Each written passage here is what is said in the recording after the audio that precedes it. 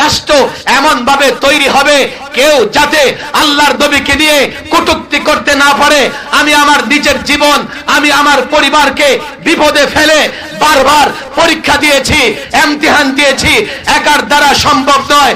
আমি জানতে চাই আল্লামা মুফতি আমিন রাহিমাহুল্লাহ, হাফিজ হুজুর রাহিমাহুল্লাহ, আল্লামা শামসুল হক ফরিদপুরের পথ ধরে, আকাবির আসলাফদের পথ ধরে যদি এই জমিনে কোরআন প্রতিষ্ঠার জন্য, এই জমিনে খেলাফত প্রতিষ্ঠার জন্য ডাক দেওয়া হয়, কারা কারা উলামাদের সহযোগী হয়ে ময়দানে ঝাঁপিয়ে পড়তে প্রস্তুত আমি দেখতে চাই।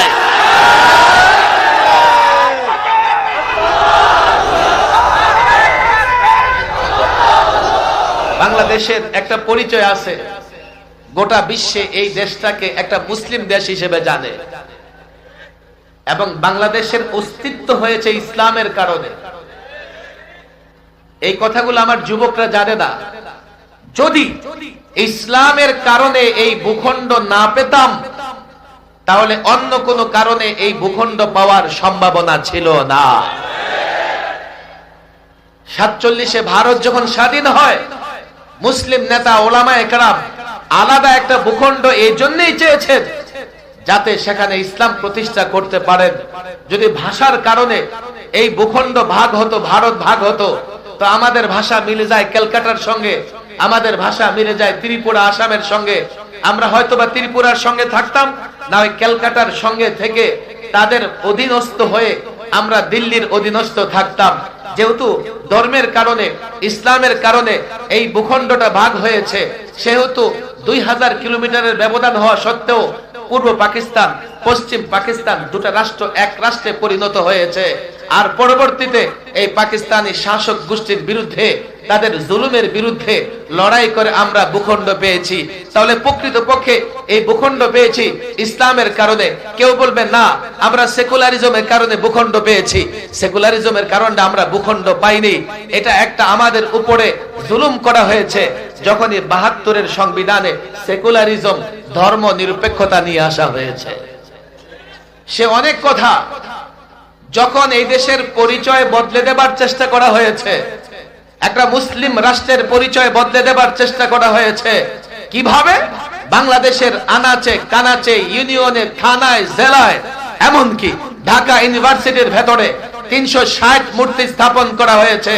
আমরা যখন দেখেছি দলের নেতা কর্মীরা মূর্তির সামনে দাঁড়িয়ে নেতার মূর্তির গলায় মালা দিচ্ছে, নেতার মূর্তিকে পূজা করতেছে, নেতার মূর্তির সামনে রেখে স্লোগান দিচ্ছে, নেতার মূর্তির সামনে দাঁড়িয়ে হাত তুলে মুনাজাত করছে, আমরা তখন এই কথা বলতে বাধ্য হয়েছি, এইভাবে যদি ভাস্কর্যের নামে মূর্তি সংস্কৃতি চলতে থাকে, এদেশের পরিচয় আর মুসলিম দেশ হিসেবে থাকবে না, দেশটা হয়ে যাবে মূর্তির দেশ।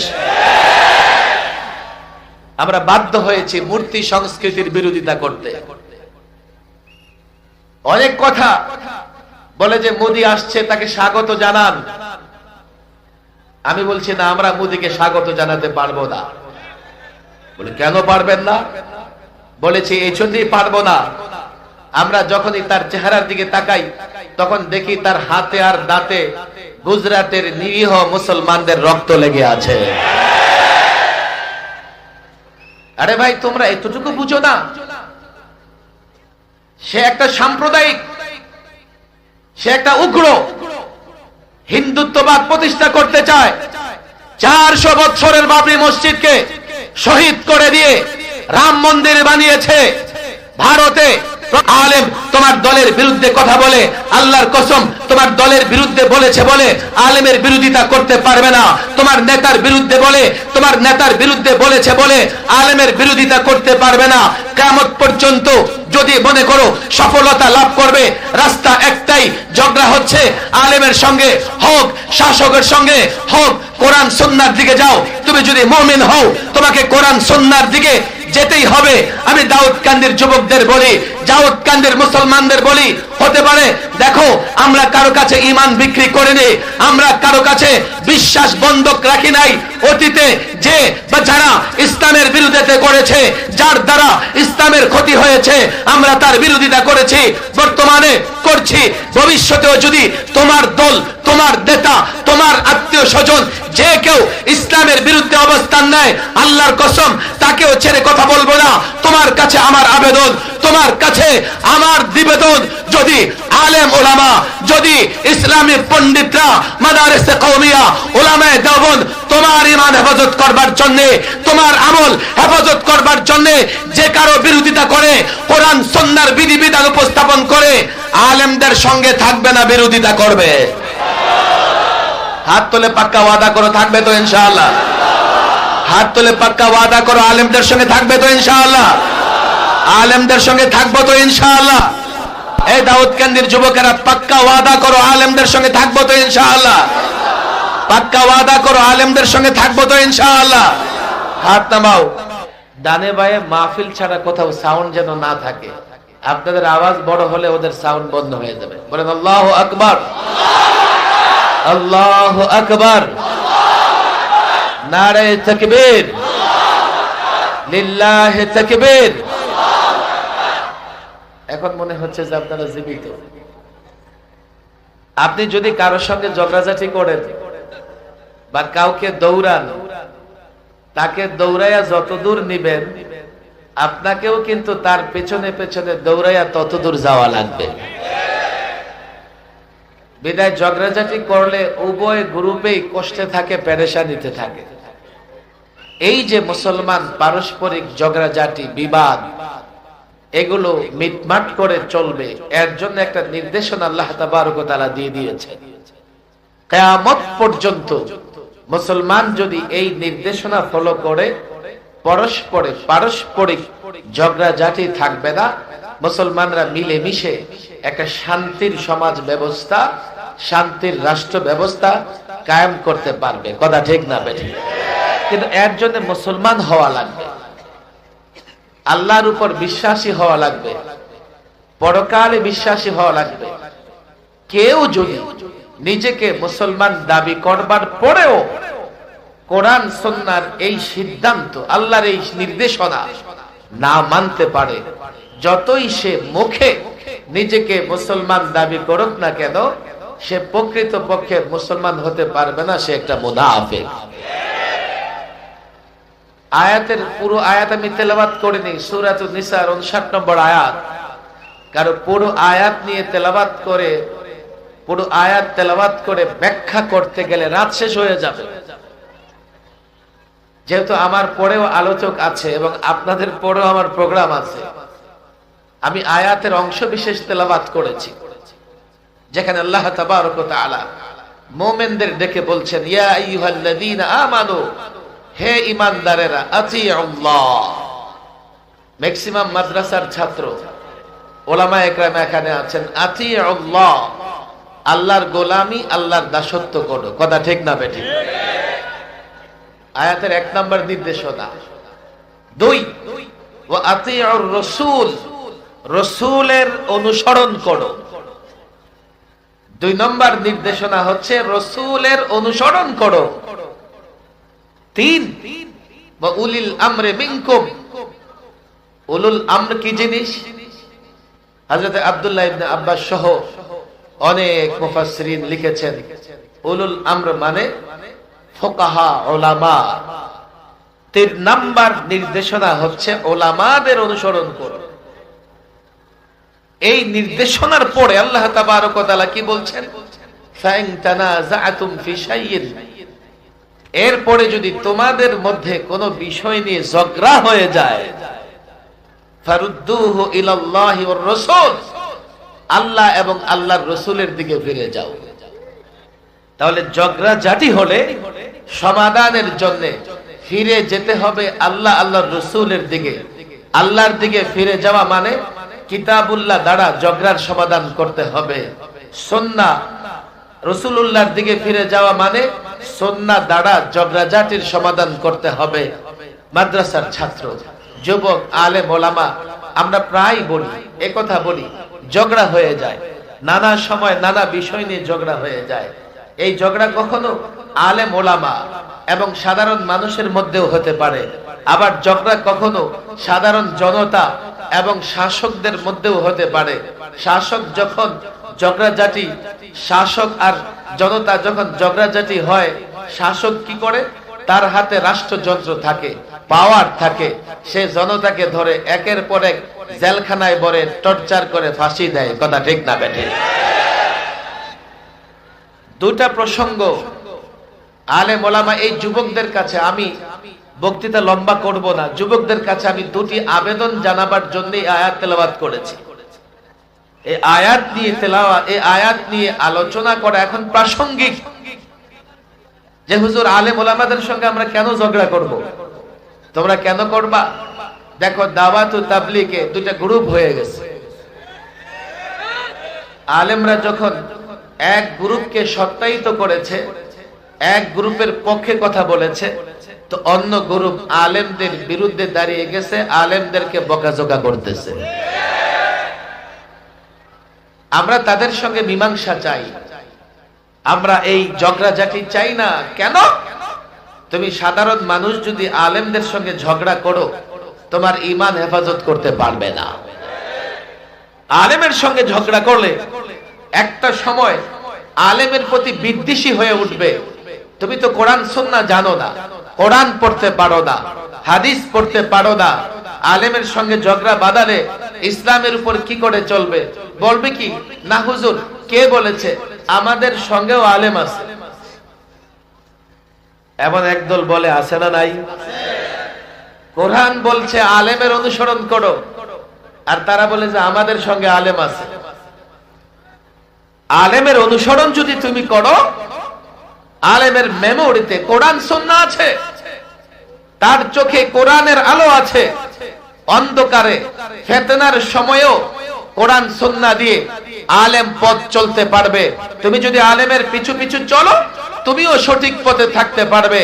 আর তোমার চোখে তো জ্ঞানের আলো নাই, কোরআনের আলো নাই, তুমি চলতে থাকলে খাদা খন্দক গাতা গর্ত কত জায়গায় তুমি পড়ে যাবে, তুমিও পড়ে যাবে। যে আলেম তোমার সঙ্গে যাবে সেও গর্তে পড়বে, নিজেকে হেফাজত করতে পারবে না। আমার সঙ্গেও আলেম আছে, এটা কখনো একটা বুদ্ধিমানের কথা হতে পারে না। আলেমকে দ্বীনি ব্যাপারে তোমাকে অনুসরণ করতে হবে। আমি দাওয়াত ও তাবলীগের নিসবতে ওই ভাইদের বলি, প্রায় বলি, আলেমের সঙ্গে বিরোধ করবার কোনো দরকার নাই।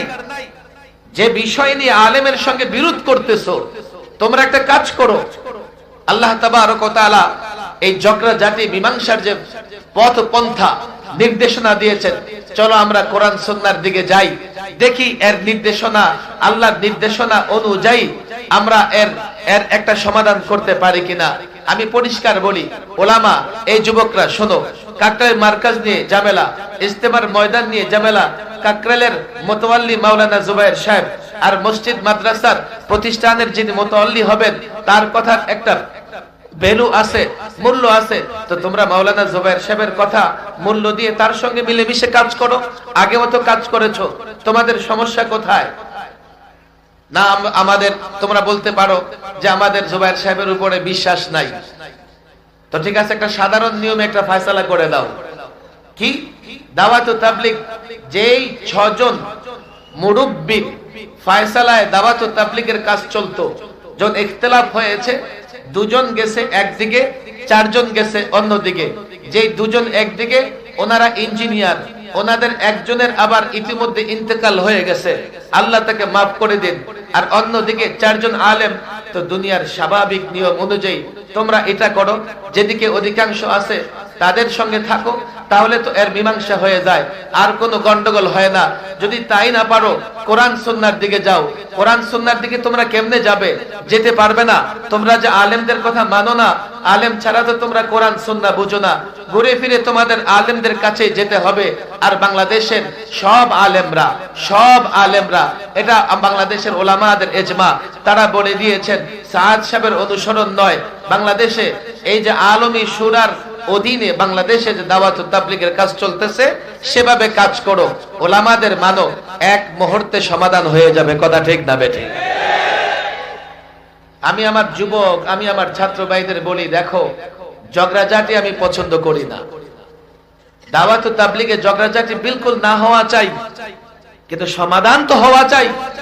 কয়দিন এই পরস্পরে ঝগড়াঝাটির এই পরিবেশ চলতেই থাকবে?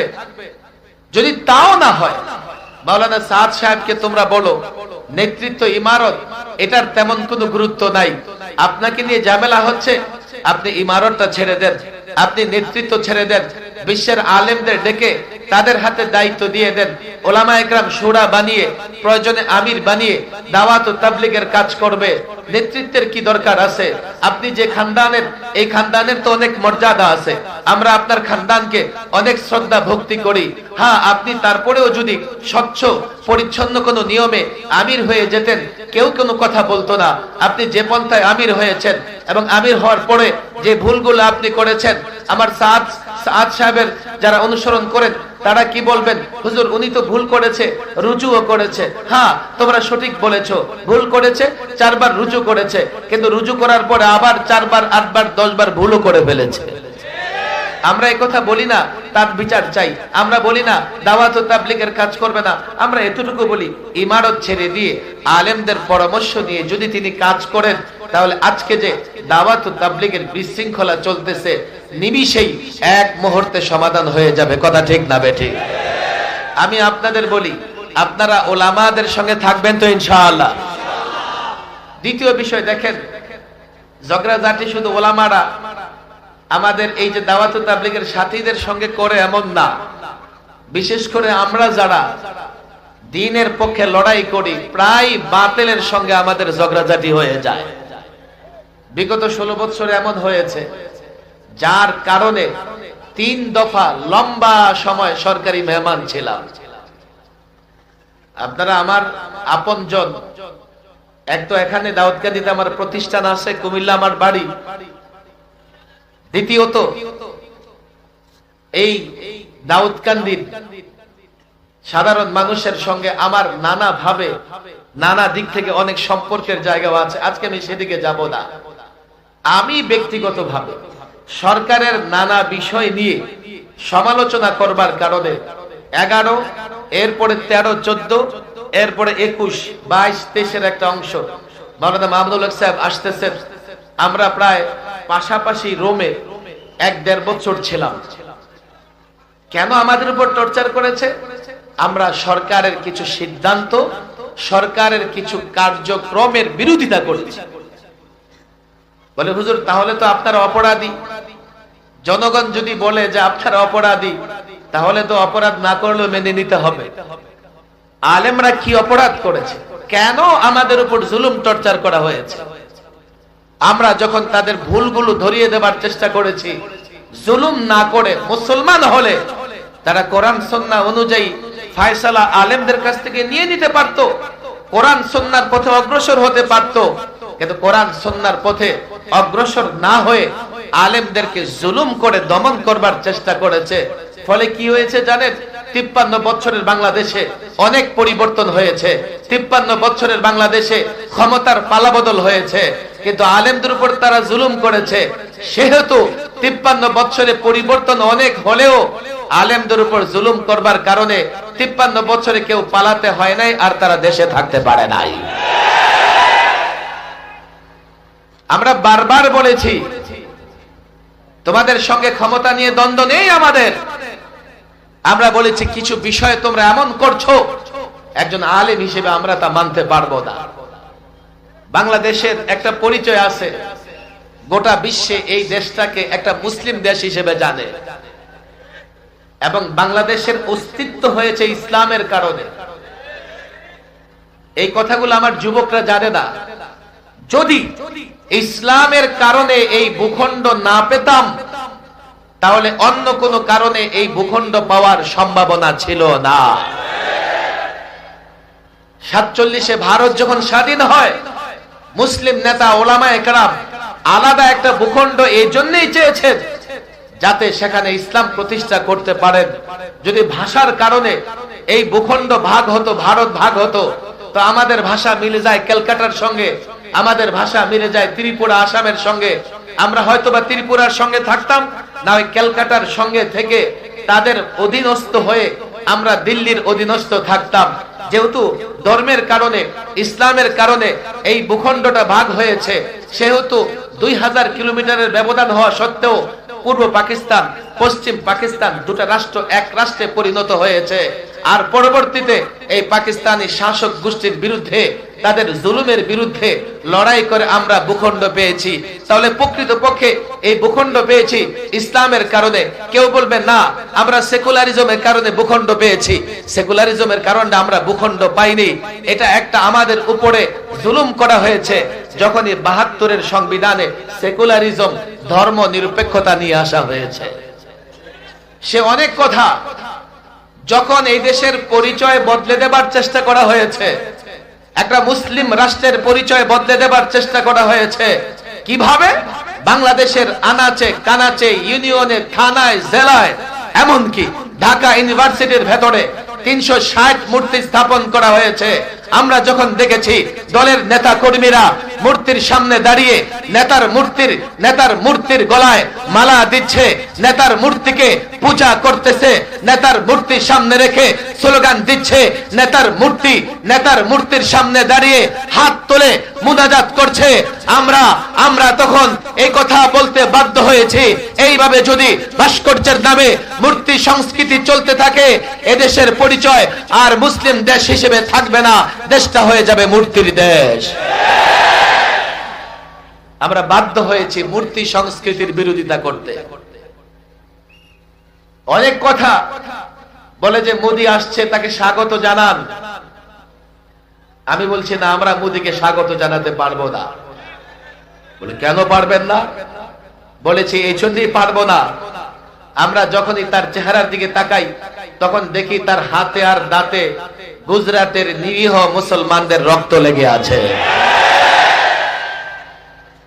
আরে ভাই, তোমরা এতটুকু বুঝো না? সে একটা সাম্প্রদায়িক, সে একটা উগ্র হিন্দুত্ববাদ প্রতিষ্ঠা করতে চায়। ৪০০ বছরের বাবরি মসজিদকে শহীদ করে দিয়ে রাম মন্দির বানিয়েছে। ভারতে আলেম তোমার দলের বিরুদ্ধে কথা বলে, আল্লাহর কসম তোমার দলের বিরুদ্ধে বলেছে বলে আলেমের বিরোধিতা করতে পারবে না। তোমার নেতার বিরুদ্ধে বলেছে বলে আলেমের বিরোধিতা করতে পারবে না। কিয়ামত পর্যন্ত যদি মনে করো সফলতা লাভ করবে, রাস্তা একটাই, ঝগড়া হচ্ছে আলেমের সঙ্গে হোক, শাসকের সঙ্গে হোক, কোরআন সুন্নাহর দিকে যাও। তুমি যদি মুমিন হও, তোমাকে কোরআন সুন্নাহর দিকে যেতেই হবে। আমি দাউদকান্দির যুবকদের বলি, দাউদকান্দির মুসলমানদের বলি, হতে পারে দেখো আমরা কারো কাছে ঈমান বিক্রি করিনি, আমরা কারো কাছে বিশ্বাস বন্ধক রাখি নাই। অতীতে যে বা যারা ইসলামের বিরোধিতা করেছে, যার দ্বারা ইসলামের ক্ষতি হয়েছে, আমরা তার বিরোধিতা করেছি, বর্তমানে করছি। ভবিষ্যতেও যদি তোমার দল, তোমার নেতা, তোমার আত্মীয় স্বজন যে কেউ ইসলামের বিরুদ্ধে অবস্থান নেয়, আল্লাহর কসম তাকেও ছেড়ে কথা বলবো না। তোমার কাছে আমার আবেদন, তোমার কাছে আমার নিবেদন, যদি আলেম ওলামা, যদি ইসলামী পণ্ডিতরা, মাদারিসে কওমিয়া, উলামায়ে দেওবন্দ তোমার ঈমান হেফাজত করবার জন্য, তোমার আমল হেফাজত করবার জন্য যে কারো বিরোধিতা করে, কোরআন সুন্নাহর বিধিবিধান উপস্থাপন করে, আলেমদের সঙ্গে থাকবে না, বিরোধিতা করবে। হাত তুলে পাক্কা ওয়াদা করো, থাকবে তো ইনশাআল্লাহ? হাত তুলে পাক্কা ওয়াদা করো, আলেমদের সঙ্গে থাকবে তো ইনশাআল্লাহ? আলেমদের সঙ্গে থাকবো তো ইনশাআল্লাহ? এই দাউদকান্দির যুবকেরা পাক্কা ওয়াদা করো, আলেমদের সঙ্গে থাকবো তো ইনশাআল্লাহ? পাক্কা ওয়াদা করো, আলেমদের সঙ্গে থাকবো তো ইনশাআল্লাহ? হাত নামাও। প্রশ্ন আসতে পারে, হুজুর অমুক আলেম এই সমস্যা ওই সমস্যা। ব্যক্তিগতভাবে কোনো আলেম যদি সমস্যা হয়, আমি বলি না তুমি তার অনুসরণ করো, তবে জামাতে ওলামা কখনোই, পুরো আলেম সমাজ কখনোই এক সঙ্গে পথভ্রষ্ট হবে না। কেন জানো? নবী চলে গেছেন, এখন নায়েবে নবী ওলামায়ে কেরাম দ্বীনের হেফাজত করবেন। কিয়ামত পর্যন্ত ওলামায়ে কেরাম, জামাতে ওলামা দ্বীনের হেফাজতে সিরাতে মুস্তাকিমে থাকবেন। তোমাদের এই চিন্তা করবার দরকার নাই। আর তোমরা তোমাদের নেতাদের পছন্দ করো না। তোমরা তোমাদের নেতাদের পছন্দ করবে, দেখবে তোমাদের পরিণতি কি হয়। পরিণতি কি হয়? নেতা তো নোট দেয়, আপনারা তো আর নোট দেন না। আপনারা তো নোট নেন, আর নেতা কি করে? আমি যুবকদের বলি, দেখো গত 16 বছরে বাংলাদেশের 11 লক্ষ কোটি টাকা পাচার হয়েছে। আর যে ঋণ এখন বাংলাদেশের উপরে আছে মাথার উপরে 18,35,000 কোটি টাকা। এই যে টাকা পাচার হয়েছে, এই টাকা আপনাদের আমাদের সবার, কথা ঠিক না বেঠিক? যুবকরা বলবে হুজুর এই টাকা আমরা কোত্থেকে দেই? আরে তুমি যে মোবাইলে হাই হ্যালো করো তুমি জানো না? মোবাইলে হাই হ্যালো করতে থাকো আর পিছন দিক থেকে চার্জ কেটে রাষ্ট্রের কোষাগারে জমা হয়। তুমি যে এই যে বিদ্যুতের বাতি জ্বালাও তোমার ঘরে, তুমি জানো না যদি প্রিপেড মিটার হয় তো টাকা ভরার আগেই গভর্নমেন্ট একটা মোটা অঙ্কের টাকা কেটে নেয়। আর যদি বিলিং সিস্টেম হয়, বিল দেওয়ার সময় গিয়ে দেখো এই বিলে বিদ্যুৎ ব্যবহার ছাড়াও গভর্নমেন্ট একটা ট্যাক্স কেটে নেয়, চার্জ কেটে নেয়। তুমি জামা কাপড় পরে আছো, এটা যদি আমদানি করা হয়, ব্যবসায়ীরা কি করেছে? কাস্টম দিয়ে এই কাপড় বাংলাদেশে এনেছে। আর কোন ব্যবসায়ী কাস্টম দিয়ে নিজের বাবার জায়গা জমিন বিক্রি করবে না। যা কাস্টম সে দিবে এটা কাপড়ের সঙ্গে যুক্ত করে তোমার কাছে বিক্রি করবে। তুমি যাই কিনো না কেন এর পেছনে ভ্যাট আছে, ট্যাক্স আছে, কর দিতে হয়। তোমার টাকাই তো রাষ্ট্রীয় কোষাগারে জমা হয়। তুমি 500 টাকায় যে কাউকে সমর্থন দিয়া দিলা, আর সে 5 বছরে অন্তত 50টা তোমার রক্ত বিক্রি করে আদায় করে নিচ্ছে। আমি যুবকদের বলি নোটে নয়, আদর্শ দেখে সৎ এবং যোগ্য ব্যক্তিদের পাশে থাকো, তাহলে নিজের ভবিষ্যৎ মেরামত হবে, দেশটাও সঠিকভাবে চলবে। কথা ঠিক না বেঠিক? এই যুবকদের আর ধোঁকা খেও না, যুবকরা আর ধোঁকা খেও না, আর ধোঁকা খেও না। এই যে 18,35,000 কোটি, 18,35,000 কোটি ঋণ রেখে গেছে, আজকে যেই সন্তান জন্ম নিবে তার মাথার উপরে কমপক্ষে 1.5 লক্ষ টাকার ঋণ কামাই করবে 18 বছর 20 বছর পরে। আজকে তার মাথার উপরে ঋণ আছে 1.5 লক্ষ টাকা। তো তোমরা তোমাদের নেতাকে পছন্দ করো, দলকে পছন্দ করো, সোজা জানিয়ে দিবে 500 টাকাও তোমার কাছ থেকে নিব না, আর তোমাকে আমার রক্ত বিক্রি করে 50টা 500 টাকার নোট তোমাকে নিতে দেব না। দুর্নীতি, এই দুর্নীতি বা এই ধরনের অর্থ পাচার, এটা বাংলাদেশের 1 নম্বর দুশমন, 1 নম্বর শত্রু। আর যারা অর্থ পাচার দুর্নীতির সঙ্গে জড়িত থাকবে তারাও বাংলাদেশের 1 নম্বর শত্রু। এই প্রজন্মকে আমি সতর্ক করি। আর ফাইনালি আমার কথা আমি আবারও বলে যাই, হতে পারে ভাই শাসক গোষ্ঠীর সঙ্গে ওলামাদের ঝগড়া হতে পারে, কারণ আলেম যখন কথা বলবে সে এটা দেখে না এই কথা কার বিরুদ্ধে যাবে। আলেম যখন কথা বলবে সে এটা দেখে তার কথা কোরআন সুন্নাহ অনুযায়ী হয়েছে কিনা। এজন্য পাক্কা ওয়াদা তো, আলেম যদি আপনার দলের বিরুদ্ধেও বলে, আলেম সঠিক বললে আলেমের পক্ষে থাকো তো ইনশাআল্লাহ। আমি আবারও দাওয়াত ও তাবলীগের সাথী ভাইদের বলে যাই, আমি ওলামাদের বলে যাই, আমি চাই এই বিবাদ দীর্ঘদিন না চলুক, শেষ হয়ে যাক। এজন্য আমি যারা ওলামাদের সঙ্গে আছেন তাদের প্রায় বলি, আমার সাদ সাহেবের, মাওলানা সাদ সাহেবের অনুসারী যারা, তাদেরকে বেশি বেশি দাওয়াত দেন, তাদেরকে বুঝাবার চেষ্টা করেন তারা একটা ষড়যন্ত্রের শিকার, তারা একটা ভুল বোঝাবুঝির শিকার। তাহলে আগামীতে দাওয়াত ও তাবলীগের কাজ বাংলাদেশে একসঙ্গে চলবে। এই কথাগুলো আমি এই জন্যই বলি, এই যে দারুস সুন্নাহ মাদ্রাসা যেখানে দাওয়াত ও তাবলীগের মার্কাজ, এখানে ওলামায়ে কেরামও যান, মাওলানা সাদ সাহেবের অনুসারীরাও যান। আমি ওলামায়ে কেরামের কাছে অনুরোধ করব তারা যাবে, অসুবিধা নাই, তবে তাদেরকে এটা বোঝানো উচিত, দেখো সারা বাংলাদেশের আলেমদের অবজ্ঞা করে, অবহেলা করে দিল্লির এক আলেমের পিছনে তোমরা ছুটতে পারো না। আল্লাহ তাবারক ওয়া তাআলা এই নলচক মাদ্রাসাকে দ্বীনের জন্য কবুল আর মঞ্জুর করে দেন। অনেক বুজুর্গ আলেম স্টেজে বসা আছেন, মাওলানা মামুনুল হক সাহেব চলে আসছেন। আমি সংক্ষিপ্ত কথা বললাম, আসতে একটু বিলম্ব হয়ে গেছে, আমি মাযরাত পেশ করতেছি। আর যেহেতু এখানে অনেক প্রোগ্রামে আসি, ইনশাআল্লাহ দেখা হবে, লম্বা কথাও হবে। এক ধরনের আমি মেজবান বটে, মেহমান নই, যদিও আপনাদের সঙ্গে দেখা খুব কম হয়, কিন্তু কুমিল্লা আমার বাড়ি হবার কারণে, দাউদকান্দি আমার প্রতিষ্ঠা থাকবার কারণে, আর হোমনা, কুমিল্লার হোমনা, হোমনা বলতে হবে, হ্যাঁ বলতেছে কুমিল্লা হলে একটু দূরে হয়ে যায়, কিন্তু আমি তো আপনাদের মহব্বত করি, আপনারা কি আমাকে মহব্বত করবেন ইনশাআল্লাহ? বলে হুজুর কি ভোট চাইতেছেন? আরে ভোট না, আমি ঢাকা থেকে আপনাদের কাছে এসেছি, আমি ঢাকা থেকে আপনাদের কাছে আসছি। যদি প্রয়োজন হয় দিন প্রতিষ্ঠার আন্দোলনে আপনারা আমাদের ডাকে ঢাকা যেতে প্রস্তুত আছেন ইনশাআল্লাহ? দুই হাত তুলে ওয়াদা করেন, আমি আপনাদের কাছে আসি, বারবার আসি দিন প্রতিষ্ঠার আন্দোলনে, দিন প্রতিষ্ঠার আন্দোলনে। যদি কখনো আপনাদের ডাকা হয়, ডাকা যাবো ইনশাআল্লাহ, পাক্কা ওয়াদা যাবো ইনশাআল্লাহ। হাত নামান। এই কথাটা আসলে আমি ব্রাহ্মণবাড়িয়া গেলে একটু বেশি বলি। ব্রাহ্মণবাড়িয়ার লোকজন গেলেই বলে জামাই আসছে। জামাই তো বলতেছেন ভালো কথা, সম্পর্ক তৈরি করতেছেন ভালো কথা, কিন্তু সম্পর্ক যেন একদিক থেকে না হয়, উভয় দিক থেকে হওয়া লাগবে। জামাই শ্বশুরের সম্পর্কের মূল্য আছে না নাই? চার খলিফা, খোলাফায়ে রাশিদিন, চার খলিফার দুজন জামাই আর দুজন শ্বশুর। কথা ঠিক না বেঠিক? হযরত আবু বকর রাসূল সাল্লাল্লাহু আলাইহি ওয়াসাল্লামের কি শ্বশুর, হযরত ওমর রাদিয়াল্লাহু তাআলা আনহুমা কি শ্বশুর, আর হযরত ওসমান, হযরত আলী রাসূল সাল্লাল্লাহু আলাইহি সাল্লামের জামাই। তো জামাই শ্বশুরের এই সমন্বিত প্রয়াসে ইসলাম প্রতিষ্ঠা হয়েছে।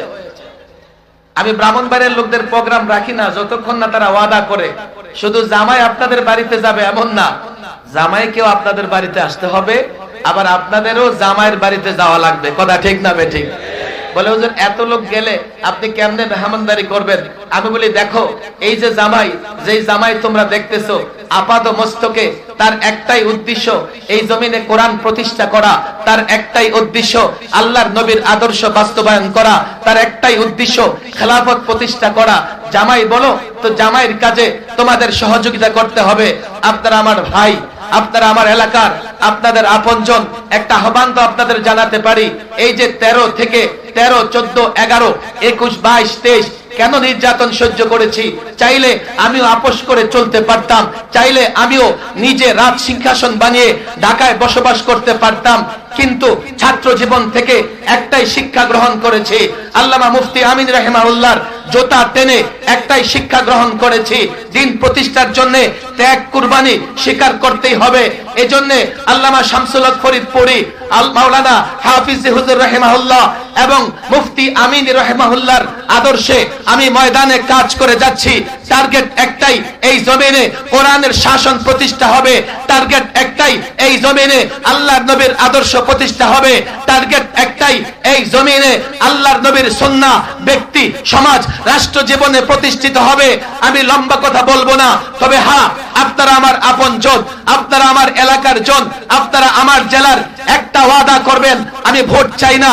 ভোটে যদি কখনো দাঁড়াই, মন চাইলে ভোট দিবেন কিংবা মন চাইলে ভোট দিবেন না, আমি সেদিকে চাই না।